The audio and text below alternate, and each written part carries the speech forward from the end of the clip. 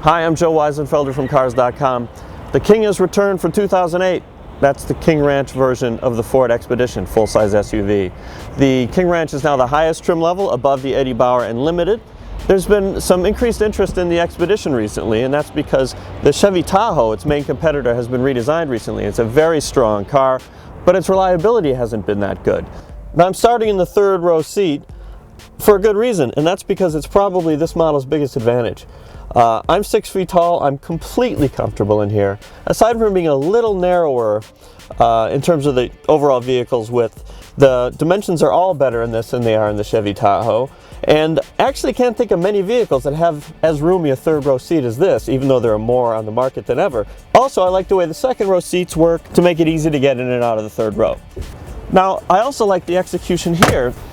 The head restraints pop down.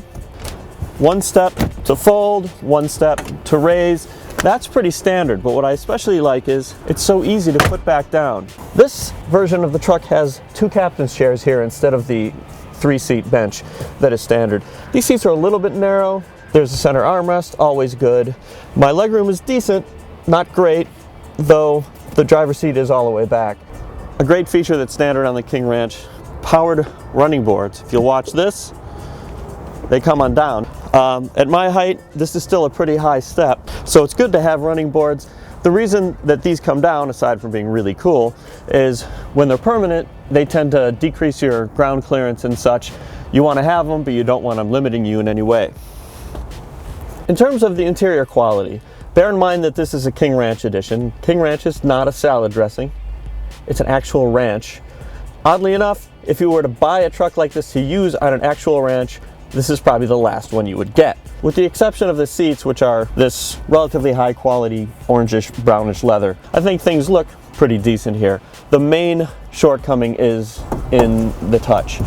Things are relatively hard pretty much everywhere. The glove compartment is inexcusably small, and the door pockets are relatively small and actually kind of hard to get to along the seats. Another great feature is the backup camera. The image, when you put the transmission in reverse, comes up on the rearview mirror itself, which is nice because you get the reflection in the mirror, you get the image behind you. This is a standalone option. It's under $500. You don't have to get the navigation system, which typically will cost you about $2,000 in any car, and sometimes it comes with a backup camera, sometimes you pay more on top of it. Here, people who want the safety without the frills of navigation can pay a few $100 and get it. So though the Tahoe might be a stronger vehicle overall, it is comparable. The Tahoe might be a little bit classier inside. It has better fuel economy, 2 miles per gallon city, 1 mile per gallon highway. But if you're concerned about reliability, this model's been doing better.